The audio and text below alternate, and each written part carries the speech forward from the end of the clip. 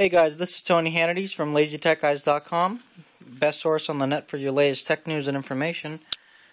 What we got for you here this afternoon is a hands-on review of the Samsung Illusion on Verizon Wireless. Now this phone is an entry-level phone for about 80 bucks after mail-in rebate, and we're just going to go ahead and dive into it right now. Physically, you've got a 3.5-inch TFT LCD display, 320 by 480, a little bit grainy.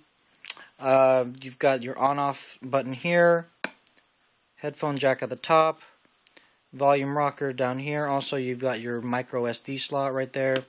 And then finally at the bottom, you can see it, your micro USB port.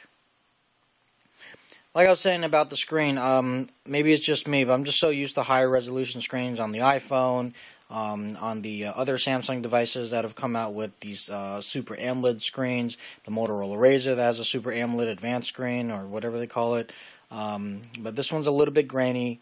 It's not, it's the pixels, I don't know, it doesn't look as crisp or clear as you would want it to. The picture quality on here is only 3 megapixels without a flash, so can't really expect the best photographs for you to be able to take. When you're just maneuvering around the phone, it's not bad, it's not too sluggish or anything, but while you're in something that requires a lot of processing power, even though it's a Hummingbird processor, it's a little slow on that. The other thing too is, even though this is running Gingerbread, you only get 2 keyboards. You don't even have the option for the Android keyboard. So you can obviously download that, which is one great thing about Android as a whole.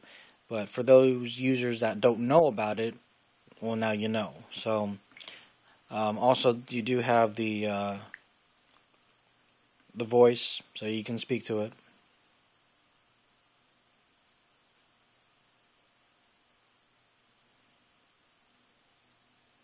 And that's what I'm talking about. I mean, that is pretty slow. Now I know it is 3G, and we do get 3G here where I'm at, but even on my wife's 3G phone, it would be a lot quicker than that.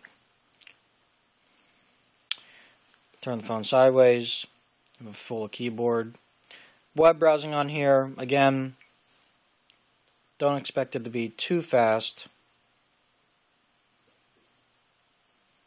Just type in Lazy Tech right there at the bottom. Love it. Boom. Radford Castro right there in the front. I have to change that. What I want to demonstrate was the zooming in on here. It's also a pretty good demonstration of just the overall experience.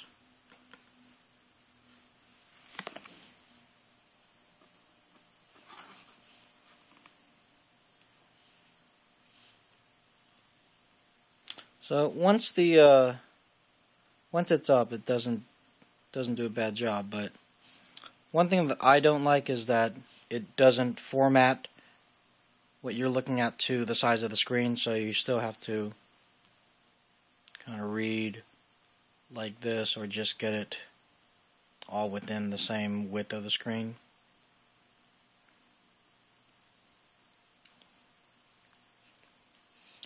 Also too, with the camera,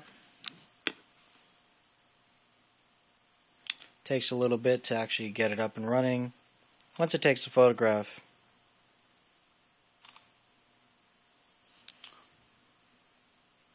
the photo itself is okay. Then you can of course share it, send it wherever. For 80 bucks, my recommendation is not to buy it. My recommendation is to spend an extra 20 bucks and maybe get the Droid X too. Even though it's a bigger phone, you got a QHD screen, dual core processor. It's a much better experience, I think. And it's also a Gingerbread phone as well too. So if you like the new Gingerbread keyboard on there and a few other of the applications that would be optimized for Gingerbread, this would support it, but would still be slow in my experience. There's not a lot of RAM on here too, which is another indication of why that some of the games that I've tried, like Monopoly is very slow on here. Uno is also quite slow. So I definitely would not get this, not even as a gift for somebody. If you're in a pinch and you're just trying to save some money, like I said, $20 more gets you a much better experience on another phone. Still Android. It's on Motorola, Moto Blur, and everything, but even so. But that's just my opinion. When it does come out in the store, which should be sometime in January, you can go ahead and take a look at it yourself and let us know in the comments of what you think. Make sure you follow us on LazyTechGuys.com, our Twitter @LazyTechGuys. My Twitter is @LazyDroidGuy. We'll be on Google Plus soon. We're on Facebook, and of course here on YouTube, LazyTechGuys.com. And that was the Samsung Illusion. Thanks a lot, guys.